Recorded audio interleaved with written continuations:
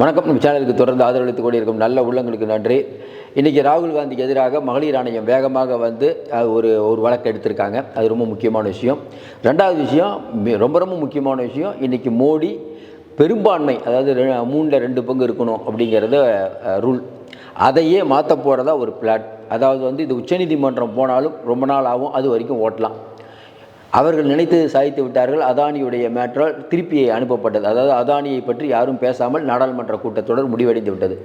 ஆனால் அதையும் தாண்டி இடி இருக்கக்கூடிய செய்தி, திடீர்னு அமெரிக்க ஊடகங்கள் இப்போ மறுபடியும் அதானியை பற்றிய விஷயத்தை பெருசாக பேச ஆரம்பிக்கிறாங்க. இன்னொரு விஷயம், பிஜேபிக்குள்ளேயே கழகக்குரல் என்ன, பல மாநிலத்தில் இருக்கக்கூடிய பிஜேபியினுடைய முக்கியமான தலைகள் மோடி, அமித்ஷா அந்த 2 பேர் நினைக்கிறது தான் நடக்குது. தேவையில்லாமல் ஒரே நாடு ஒரே தேர்தல் இவங்க ஏன் கொண்டு வராங்க, நிறையா பிஜேபி மாநிலங்கள் ஆட்சியை இழக்குமே, அதற்கு யார் பொறுப்பு, இந்த 2 பேர் வேறு ஏதோ ஒரு நோக்கத்துக்காக படுறாங்கங்கிற மாதிரியான உட்கட்சி பிரச்சனை அந்தளவுக்கு இருக்குது. இதை வெளிப்படையாக யூபியில் நம்மளால் பார்க்க முடியாது. என்ன நடக்க போகுதுன்னு தெரியல. இது எல்லாத்தையும் உள்ளடக்கி தான் பேச போகிறோம். முதல் விஷயம், இன்றைக்கி இருக்கக்கூடிய நிலைமையில் ஐயா மோடி அவர்கள் நினைத்ததை சாதித்து விட்டாருன்னா கண்டிப்பாக சாதிச்சிட்டாரு. ஏன் இந்த ஒரே நாடு ஒரே தேர்தலை கொண்டு வராரு? ஒரே நாடு ஒரே தேர்தலை கொண்டு வரதுக்கு காரணம், மிக முக்கியமான காரணம், நான் இன்னும் வலிமையாக இருக்கிறேன்னு சொல்கிறதுக்கு தான். முதல் 2 அந்த பீரியட்லலாம் பார்த்தீங்கன்னா சாஃப்டான மோடியாக இருப்பார். இப்போ வந்து கொஞ்சம் டெரரான மோடி ஆகிறார். ஏன்னா வக்பு வாரிய பில் போன தடவை மெஜாரிட்டியாக இருக்கும்போது வக்பு வாரிய பில்லை கொண்டு வரலை. ஏன் எல்லோரும் மறக்கிறாங்கன்னு தெரில. போன தடவை அதை கொண்டு வந்துருக்கலாமே, வக்பு வாரிய பில் போன தடவை கொண்டு வந்துருக்கலாமே நினச்சிருந்தா. மெஜாரிட்டி, ஃபுல் மெஜாரிட்டி இருந்ததே, ஏன் கொண்டு வரல? அப்போ இப்போ கொண்டு வரான்னு அவருக்குள்ள ஒரு பதற்றம். தான் வந்து நிலையில்லாத ஒரு பிஎம் அப்படிங்கிற மாதிரியான செய்திகள் வருது. இல்லை நான் நினச்சாதான் நடக்கும் அப்படிங்கிறத வலியுறுத்தி சொல்வதற்காக. இதை வந்து நிதிஷ்குமாரோ நாயுடுவோ ஒத்துக்குவாரான்னு கேட்டிங்கன்னா, நம்மை பொறுத்தவரையில் நிதிஷ்குமார் வந்து ஒத்துக்குவார். ஏன்னா நிதிஷ்குமார் அப்படிங்கிறது வந்து இனிமேல் அடுத்த ஒரு தடவை முதலமைச்சரான அவ்வளோதான். அதுக்கப்புறம் வந்து அவர் அரசியல் வாழ்க்கை பெருசாக ஈடுபடுற மாதிரி இல்லை. அவங்க பையன் மற்ற வேலையெல்லாம் நிறையா வந்துருச்சு. அதனால் அவர் அந்தளவுக்கு பெருசாக வரலை. அவருக்கு நிறைய திரட்டுன்னு பார்த்தீங்கன்னா எதிர்க்கட்சி கூட இல்லை, உட்கட்சியிலே நிறைய பிரச்சனை. உட்கட்சியில் என்ன பிரச்சனை, ஒரே நாடு ஒரே தேர்தல் அப்படின்னு வந்ததுன்னா அன்னைக்கு பிஜேபி கொண்டு வரதுக்கான காரணம், அது குறிப்பாக மோடி ஏன் கொண்டு வராரு, ஆர்எஸ்எஸ் ஒரே நாடு அப்படிங்கிறத உணர்றாங்க. ஒரே நாடு இல்லைப்பா, எல்லாமே ஸ்டேட்டோட கூட்டமைப்புன்னு நம்ம சொன்னாலும் அதை ஏற்றுக்க மாட்டாங்க. ஏன்னா பெரும்பாலான இந்திய மக்களின் உணர்வோடு எதிராக இருக்கக்கூடியது தான் பிஜேபி, அது ஆர்எஸ்எஸ். ஆர்எஸ்எஸ்ஸில் உயர் ஜாதியினர் மட்டும்தான் தலைமை பொறுப்புக்கு வரணும். நிறைய நம்ம ஆர்எஸ்எஸ் பற்றி பேசிட்டோம். மோடி அவர்கள் ஏன் கொண்டு வராருன்னா, அவருக்கு இணையான ஒரு தலைவர் வந்து இன்றைக்கி சென்ட்ரல் இல்லைன்னு அவர் ரொம்ப உறுதியாக நம்புகிறாரு. பிஜேபி நம்புது. பிஜேபி அப்படின்னா இவங்களுக்குள்ளே இருக்கக்கூடிய அந்த 10 பேர். அப்போ என்ன பண்ணுறாங்க, தமிழ்நாட்டிலேயோ கர்நாடகாலேயோ ஆந்திராலேயோ நம்ம ஜெயிக்க முடியாது, ஜன்மத்துக்கு ஜெயிக்க முடியாது. அப்போ என்ன பண்ணலாம், இங்கே ஆட்சியை பிடிக்கிறதுக்கு ஒரே நாடு ஒரே தேர்தல்னு வச்சிட்டோம்னா, தமிழ்நாடு கேரளா எல்லா இடத்துலையும் ஒரே நேரத்தில் தேர்தல் நடந்தால், சென்ட்ரலுக்கும் ஸ்டேட்டுக்கும் நடந்ததுன்னா, அது கூட சேர்த்து உள்ளாட்சி தேர்தல் கூட நடந்ததுன்னா மக்களின் எண்ணம் கொஞ்சம் மாறுபடும். ஏன்னா சென்ட்ரலுங்கும் போது மோடி யோசிப்பாங்க, அப்போ நமக்கு ஸ்டேட்லேயும் கொஞ்சம் பலன் கிடைக்கும்னு மோடி உறுதியாக நம்புகிறார். ஆனால் நம்ம காலங்காலமாக நம்ம பார்த்துருக்கோம், முதல்ல ஒரு 6 மாதத்துக்கு முன்னாடி வந்து சட்டமன்ற தேர்தல் நடக்கும், அதில் ஒரு கட்சி ஜெயிக்கும். ஸ்டேட்டுக்கு ஒரு மாதிரியே சென்ட்ரலுக்கு ஒரு மாதிரி தான் மக்கள் வாக்களிப்பாங்க. நம்ம பார்த்துருக்கோம், மேலே பார்த்தா கைக்கு போடுவோம், இந்த பக்கம் ரெட்டலைக்கு போடுவாங்க, திமுக கூட போடுவாங்க. இது வந்து என்னென்னா, ஆனால் என்ன அவர் நினைக்கிறாருன்னா, ஒரே நேரத்தில் தேர்தல் வைத்தால் மாற்றம் வரும், இது எல்லா ஸ்டேட்லேயும் ஒரே நேரத்தில் தேர்தல் வைத்தால் மாற்றம் வரும் ரொம்ப உறுதியாக நம்புகிறாங்க. ஏன்னா அவர்களுக்கு இருக்கக்கூடிய இன்றைக்கி மீடியா பலம், அதிகார பலம், பண பலம் எல்லாம். இந்த பக்கம் பார்த்திங்கன்னா ராகுல் காந்தியா மோடியா அப்படின்னு பார்த்தீங்கன்னா, ராகுல் காந்தி ஒரு 7-8% அதிகமாக இன்றைக்கி வந்து பின்தங்கி இருக்கார். மோடி ஃபஸ்ட்டில் இருக்கார், அப்படி தான் அவங்க சொல்கிறாங்க. ஆனால் நிறைய இடத்துல பார்த்திங்கன்னா ஓட்டு கேட்க போகும்போது மோடியை தயவுசெய்து வராதிங்கன்னு சொல்கிற அளவுக்கு நிலைமை. இந்தியாவின் 2வது பெரிய மாநிலமான மகாராஷ்டிராவில் இருக்கக்கூடிய அவங்க கூட்டணி கட்சியில் அஜித் பவார், மோடி பரவாயில்ல, நான் வந்து வலியுறுத்த மாட்டேன், அவர் வரலைன்னா கூட பரவாயில்லன்னு சொன்னாரா இல்லையா? இந்த இப்போ வந்த பெரும்பான்மையான வெற்றி எப்படி வந்தது? மோடி ஊருக்கு போயிட்டு எல்லா ஊர்லேயும் ஓடி போய் பிரச்சாரம் பண்ணுற மோடி வந்து ஏன் மோடி அமித்ஷா கடைசியாக மணிப்பூர் போயிட்டார். அப்போ அவர்களுக்கும் தெரியும். ஆனால் அவங்க ரொம்ப நம்புகிறாங்க, நம்ம தான். ஏன்னா எப்பயுமே வந்து தான் தோற்றதை வந்து ஒரு பாசிஸ்ட் சிந்தனை உள்ளவங்க ஒத்துக்க மாட்டாங்க. ஹிட்லர்லேருந்து எல்லாமே அந்த மாதிரியான சிந்தனை இன்றைக்கி இருக்குது. இதை இப்போ என்ன வலியுறுத்துகிறார் அவர், 2034. சரி, இந்த ஜேபிசிக்கு போயிடுச்சு. ஜேபிசிக்கு போனால் எப்போ முடியும், மக்களுக்கு நிறைய பேருக்கு ஒரு குழப்பம். இந்த ஜேபிசிங்கிறாங்களேங்க, அது எப்போங்க முடியும்? சரி, ஜேபிசியில் இருக்கக்கூடியவங்கள விலைக்கு வாங்க முடியுமா? அது பிஜேபி முயற்சி பண்ணும். ஜேபிசியில் போட்டிருக்காங்கல்ல ஆட்கள், பிரியங்கா காந்தி விலைக்கு வாங்க முடியாது. மற்ற கட்சியில் நிறைய பேர் போட்டிருக்காங்கல்ல, அவங்கள கொஞ்சம் விலைக்கு வாங்கலாம். ஏற்கனவே வக்பு வாரிய பில்லு ஜேபிசிக்கு போகும்போது திரிணாமுல் காங்கிரஸை சேர்ந்த எம்பி அந்த கையில் அந்த கிளாஸை உடச்சி அது பெரிய சிக்கலாகி போச்சு. இன்னும் அதையே நிறைவேற்ற முடியல. ஜேபிசியில் எவ்வளோ நாள் இருக்கும் சொல்ல முடியாது, 10 வருஷம் கூட வைக்கலாம். என்னங்க 10 வருஷமாக வைக்கலாம்? ஆமாம், ஜேபிசி நினச்சா எத்தனை வருஷம் வைக்கலாம். பிஜேபி நினைக்கிற வரைக்கும் ஓடும்.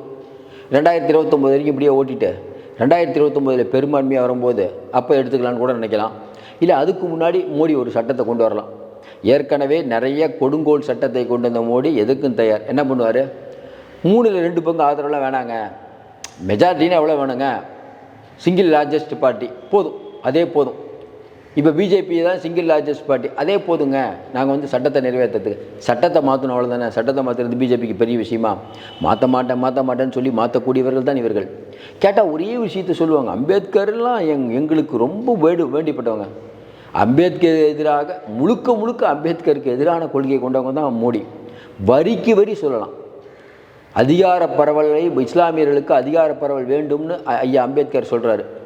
மோடி வந்து இல்லை நிறையா மக்கள்கிட்ட இருக்கக்கூடிய இடஒதுக்கீடு எடுத்து இஸ்லாமியர்களுக்கு கொடுத்துருவாங்க, ஊடுருவக்காரர்கள், அவங்க முகத்தை பார்த்தாவே தெரிஞ்சுக்கலாம் இப்படின்னு ரொம்ப கேவலப்படுத்தினவர். இவங்கெல்லாம் அம்பேத்கரை பற்றி பேசுகிறதுக்கு என்ன தகுதி இருக்குது அப்படின்னு தெரியல. இன்னும் குறிப்பாக இவங்க தொடர்ந்து பார்த்திங்கன்னா பட்டியலின மக்களுடைய வாக்கு போயிருங்கிறதுக்காக இன்றைக்கி பதறது நல்லா தெரியுது. பாபா சாஹிப் அம்பேத்கர் அவர்கள் என்ன சொன்னார், நான் இந்துவாக சாவ விருப்பப்படல, இந்த ஒரு வார்த்தையை மட்டும் ஏன் பிஜேபியை பேசவே மாட்டுறாங்க? எல்லா மக்களையும் கூட்டிகிட்டு பௌத்தத்துக்கு போனார். ஏன் போனார்? ஜாதிய அடக்குமுறைகள் இன்றைக்கி இந்து மதத்தில் இருக்கிறதுங்கிறது அவர் உணர்ந்ததுனால தானே. இன்றைக்கும் ஆர்எஸ்எஸ் உடைய தலைமை பொறுப்புக்கு பிராமின் தானே வரணும். எல்லாருக்கும் தெரியாது. அது ஆர்எஸ்எஸ் உடைய சித்தாந்தம் என்ன? இன்னும் குறிப்பாக சொல்ல நிறைய விஷயம் சொல்லிட்டு இருக்கலாம். கருவறைக்குள் இவர்கள் தான் நுழைய வேண்டும், பெண்கள் அங்கே நுழையக்கூடாது, எவ்வளோ பாகுபாடுகள். இதனால தாங்க இஸ்லாத்தும் கிறிஸ்டினும் இங்கே உள்ளே நுழைஞ்சது, நீங்கள் சொல்கிற மாதிரியே. இப்போ நம்ம மோடி என்ன நினைக்கிறாரு, எப்படியும் ஒரே நாடு ஒரே தேர்தல், இதை வச்சு அதானியை நம்ம மறைச்சிட்டோம். ஒரே கல்ல 2 மாங்க, எப்படி அதானியுடைய பிரச்சனையும் மறைஞ்சு போச்சு, இதை வச்சு தான் வலிமையான பிரதமருங்கிறது நிலைநாட்டிட்டோம். பார்த்தீங்களா, நான் பில்லை பாஸ் பண்ணிட்டீங்க, அடுத்து என்ன பண்ண போகிறீங்க? அடுத்து இன்னொரு சட்டம். என்ன சட்டம்? இல்லை 3ல் 2 பெரும்பாங்கலாம் போகலாம், சிங்கிள் மெஜாரிட்டியாக இருந்தால் போதும். கொண்டு வருவாரா அப்படின்னு நிறைய பேர் சந்தேகப்படுறவங்க. கொண்டு வருவார். நீங்கள் கேட்கலாம், ஏங்க அது கோர்ட்டுக்கு போனால் அடி வாங்கிருமே, அதனால் அவருக்கு என்னங்க? கோர்ட்டுக்கு போட்டோம். கோர்ட்டுக்கு போய் எப்போ முடியும்? ஒரு 8-10 வருஷம் ஆகுமா? ரைட், பேசிகிட்டு இருக்கேன். நான் சொல்லிடுறேன், ஒரே நாடு. இதே மாதிரி தான் வந்து உச்சநீதிமன்ற தலைமை நீதிபதியை வந்து நீங்கள் வந்து தேர்தல் ஆணையரை நியமிக்கிற இடத்துல மாற்ற முடியாதுன்னு சொன்னீங்க. நிறைய பேர் சொன்னாங்க. மாற்றிட்டாரா இல்லையா? அவர் நினச்சதை சாதிச்சிட்டாரா இல்லையா? ஏன் இதை சாதிக்க மாட்டார்? ஆதரவே வேணாங்க, சிங்கிள் மெஜாரிட்டி. இன்னும் கூட ஒரு சட்டம் போட்டாலும் போடுவார். நான் ஒருத்தன் பிரதமரும் உள்துறை அமைச்சரும் சொன்னால் மட்டும் போதும், சட்டம் நிறைவேறும்னு சொன்னாலும் சொல்லுவார். என்ன பண்ணுவீங்க? இன்றைக்கி சர்வாதிகாரம் அப்படிங்கிறது ஒரு காலத்தில் வேகமாக போய் நாட்டை பிடிப்பது. இன்றைக்கி அப்படிலாம் நாட்டையெல்லாம் பிடிக்க வேணாம். சில மிஷின்களை வச்சு சில வாக்குகளை வாங்கி அதன் மூலமாக ஆட்சிக்கு வருபவர்கள் எதை வேண்டுமானாலும் செய்யலாம். நியாயமான முறையில் ஆட்சிக்கு வந்து ஜனநாயக ஆட்சின்னு சொல்லிக்கிட்டு கொடுங்கோல் ஆட்சி நடத்தலாம். இதுதான் இன்றைக்கி இருக்கக்கூடிய ஜனநாயகம். வாழ்க ஜனநாயகம் போயிட்டுருக்காங்க. அதுக்கு பேர் தான் பாரத் மாதா கி ஜெய். இவங்க ஓங்கி ஒழிச்சு கோஷம் போட்டுட்ருக்கிறதெல்லாம். அப்போ இவர்களுக்கு நன்றாக தெரியும் ஜேபிசியில் வேலை நடக்காது. அப்போ ஜேபிசியில் விலைக்கு வாங்க முடியுமான்னு பார்ப்பாங்க. அப்படி இல்லைன்றால் ஜேபிசியை எக்ஸ்டெண்ட் பண்ணிக்கிட்டே போவாங்க. என்றைக்கு தங்களுடைய இலக்கு வருதோ அது வரை. அடுத்த நாடாளுமன்ற கூட்டத்தொடர் என்ன ஆகும்னு கேட்குறீங்களா? அடுத்த நாடாளுமன்ற கூட்டத்தொடருக்கு நீங்கள் அதானி ஆரம்பித்தா மறுபடியும் இன்னொன்று ஆரம்பிப்பாங்க. ஒரே நாடு ஒரே தேர்தலில் இன்னும் சில மாற்றங்களை கொண்டு வருகிறோம் சொல்லுவாங்க, ஏதோ ஒன்று சொல்லுவாங்க. இவங்க அதானிங்கிற பேச்சை பேசாமல் என்னென்ன பண்ணுமோ அதெல்லாம் பண்ணுவாங்க. இது இந்திய மக்கள் புரிஞ்சுக்கிட்டாங்களா அப்படின்னா, போன தடவை ஓரளவுக்கு புரிஞ்சதுனால தான் இன்றைக்கி பிஜேபி மெஜாரிட்டி இல்லாமல் இருக்குது. இல்லைன்னா ஃபுல் மெஜாரிட்டி கொடுத்துருப்பாங்களே. நீங்கள் கொஞ்சம் யோசனை பாருங்கள், கண்ணை மூடி கொஞ்சம் யோசனை பாருங்கள். இன்றைக்கி வந்து மோடி வந்து சிங்கிள் மெஜாரிட்டியாக இருந்தால் இன்றைக்கி நாடு எந்த நிலைமைக்கு போகும்? பெரும்பாலான எதிர்க்கட்சிகளே பயந்துட்டுருக்கோம். இப்போவே பயந்துட்டுருக்காங்கல்ல. என்ன தான் வந்து திமுக மம்தா பானர்ஜிலாம் இருந்தால் என்ன நினைக்கிறாங்க அவங்களாம்? என்னப்பா இந்த மாதிரிலாம் போயிட்டு இருக்குது நாடு ஒரே தேர்தல் அப்படி இப்படிங்கிறார். இதே மெஜாரிட்டியாக இருந்தால் எல்லாம் கொஞ்சம் மிரளுவாங்கல்ல. இப்போ முதலுக்கே ஆபத்துன்னு தான் எல்லாம் பண்ணுறாங்க. ஒன்றும் இல்லை, ஜெயா பச்சன், நம்ம அமிதாப் பச்சனோட மனைவி, நான் நிறையா நடிகர்களை பார்த்துருக்கேன். இப்படி ஒரு நடிகர்கள்லாம் பார்த்ததில்லை. என்னப்பா சும்மா அப்படி கீழே ஒரு படுத்த உடனே எனக்கு அடிபட்டுச்சுங்கிறாரு. ஒன்றுமே ரத்தமே வரல. நேராக ஐசியூவில் போகிறாரு. ஐசியூவில் போய் பிரைம் மினிஸ்டருக்கு ஃபோன் பண்ணுறாரு. சும்மா தையல் போடுறதுக்கு ஐசியூயா? ஐசியூக்கு போகிற டக்குன்னு நிறைய பேர் வராங்க. ஐசியூவில் யாருமே பார்க்க முடியாது. எப்படி எல்லோரும் வராங்க? ஐயோ என்ன ராகுல் காந்தி அடிச்சிட்டார் அதுக்கு ஒரு எஃப்ஐஆர். சரி, எஃப்ஐஆரை ஏன் வந்து போலீஸ் விசாரிக்காமல் குற்ற வழக்கு போலீஸார் விசாரிக்க சொல்கிறீங்க? ஏன்னா சிசிடிவி கேமராவை வெளியிட மாட்டாங்க. சிசிடிவி கேமராவை இதுவரை வெளியிடாது. ஏன்? இது இந்த மக்களுக்கு எல்லாத்துக்கும் தெரியுங்க. இந்திய மக்களுக்கு தெரியாதா? நாடாளுமன்றத்தில் சுற்றி சிசிடிவி கேமரா வச்சுருக்கீங்க. அந்த சிசிடிவி கேமராவை ஏன் விடலை? அப்போ ராகுல் காந்தியை ஏன் அரெஸ்ட் பண்ணலைன்னா, ராகுல் காந்தி அரெஸ்ட் பண்ணி நாளைக்கு கோர்ட்டுக்கு போனால் சிசிடிவியை வெளியிடுங்கன்னா என்ன பண்ணுவீங்க பிஜேபி? நீங்கள் சொல்லலாம் A1 தொழில்நுட்பத்தின் மூலமாக அதையும் ஏதாவது பண்ண முடியுமா? எப்படி இருந்தாலும் மாட்டிக்குவாங்க. அப்போ என்ன நினைக்கிறாங்க, சிசிடிவி மட்டும் நம்ம ஃபுட்டேஜ் கொடுக்கக்கூடாது. அப்போ என்ன பண்ணலாம்? அந்த வழக்கு அப்படியே இருக்கட்டும், எதுவும் கை வச்சிடாதீங்க, தேவையில்லாமல் பிரச்சனை வரும். ரொம்ப பெரிய பிரச்சனைனா கை வைக்கலாம், அது வரைக்கும் பிரச்சனை இல்லை. இப்போ சிசிடிவியை எல்லாத்துக்கும் ஆதாரம் காட்டக்கூடிய பிஜேபி, ஓம் பிர்லா அவர்கள் ஏன் இதில் சைலண்ட்டாக வர்றார், ஏன் ரொம்ப பெருசாக பொங்க மாட்டுறாருன்னா இதான் காரணம். சிசிடிவியை கடைசி வரைக்கும் இவங்க காட்ட மாட்டாங்க. காட்டினா பிஜேபியோட வண்டவாளம் தண்டவாளத்தில் இருக்குது. நம்ம ஏற்கனவே தெரியும், யார் அந்த தடியெல்லாம் கொடுத்து அனுப்புனா என்ன நடந்தது எல்லாம் தெரிஞ்சிடும். எல்லா விஷயமும் தெரிஞ்சும்ல. அப்போ பிஜேபி நினைத்து சாதித்து விட்டதுன்னா ஓரளவுக்கு இந்த நாடாளுமன்ற கூட்டத்தொடரில் சாதித்து விட்டது.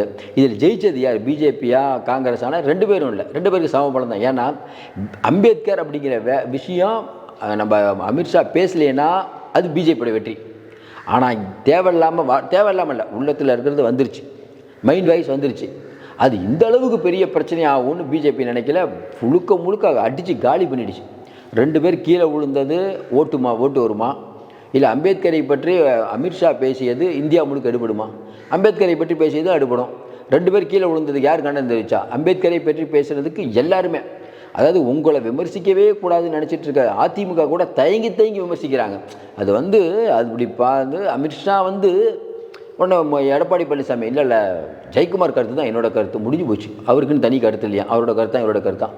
அப்போ உங்களை விமர்சிக்காத பயந்த கட்சிகள் கூட இன்றைக்கி லைட்டாக உங்களை பேசக்கூடிய அளவுக்கு வந்திருக்கிறது அம்பேத்கரை பற்றிய செய்தி. அதனால் பிஜேபி அது ஒன்று நினச்சிட்டு இருக்குது. ஆனால் ஒன்று நம்ம தொடர்ந்து நிறையா சொல்லுவோம், 2034 நடக்க போகுது. அதுக்கு இப்போவே பதற தேவையில்லை. இன்னொன்று இவர்கள் நினைக்கிற மாதிரி நம்ம தொடர்ந்து இதான் சொல்லுவோம், இந்தியாவை இந்த 2 பேர் மட்டும் பாயில் சுருட்டிட்டு போக முடியாதுங்க. அந்த அளவுக்கு இந்திய மக்கள் ஏமாளிகள் ரொம்ப திடமான புறம். நீங்கள் என்ன தான் இவிஎம் எது வேணால் சொல்லுங்கள், இவங்க நினச்சது அப்படியே இவிஎம்லாம் வச்சு பண்ணாங்கல்ல போன தடவை, ஏன் உங்கள் மெஜாரிட்டியை வர முடியல? கொஞ்சம் சொல்லி பாருங்கள். நினச்சா வந்திருக்க வேண்டியதானே. வந்திருந்தால் என்னென்ன பண்ணியிருப்பாங்க? இந்தியா என்ன நிலைமையில் போயிருக்கும்? இவர்கள் பண்ணுற நேரு அவர்களை பற்றி இவர்கள் பண்ணுற விஷயத்தெல்லாம் பார்த்தா இந்திய மக்கள் அவ்வளோ குதிச்சு போயிருக்காங்க. அதனால் விடிவு காலம் நன்றாக வரும். இந்த நாடாளுமன்றத்தை பொறுத்தவரையில் ஜெயிச்சது பார்த்தீங்கன்னா ஓரளவுக்கு காங்கிரஸ் தான் நம்ம நினைக்கிறோம். நீங்கள் அதானியை பற்றி மறைச்சிருக்கலாம், ஆனால் அதானி பற்றி ஏன் மறைக்கிறீங்க? வாக்கு அரசியலில் மக்களுக்கு தெரிஞ்சு போயிடும், வாக்கு போயிடும்னு. அந்த வாக்கு தான் போயிடுச்சு. அம்பேத்கரை பற்றி நீங்கள் பேசின பேச்சுக்கு போயிடுச்சு. காங்கிரஸ் ஜெயிச்சதுன்னு பார்க்குறேன். இந்த அளவுக்கு ஒரு போராட்டம் அடித்து ரணகலம் பண்ணிட்டாங்க. இந்தியா முழுக்க போராட்டம். இப்படி தான் இப்போ பிஜேபி கொஞ்சம் உதறல தான் இருக்காங்க. என்னடா பண்ணுறது எது பண்ணுறதுன்னு தெரியாமல் தான் இருக்காங்க. மறுபடியும் நம்ம சொல்கிறோம், மாநில முதல்வர்கள் பிஜேபி ஆளக்கூடிய மாநில முதல்வர்களே மோடிக்கு எதிராக சென்று கொண்டிருக்கிறார்கள். உட்கட்சி பிரச்சனை ஆரம்பிச்சிருச்சு.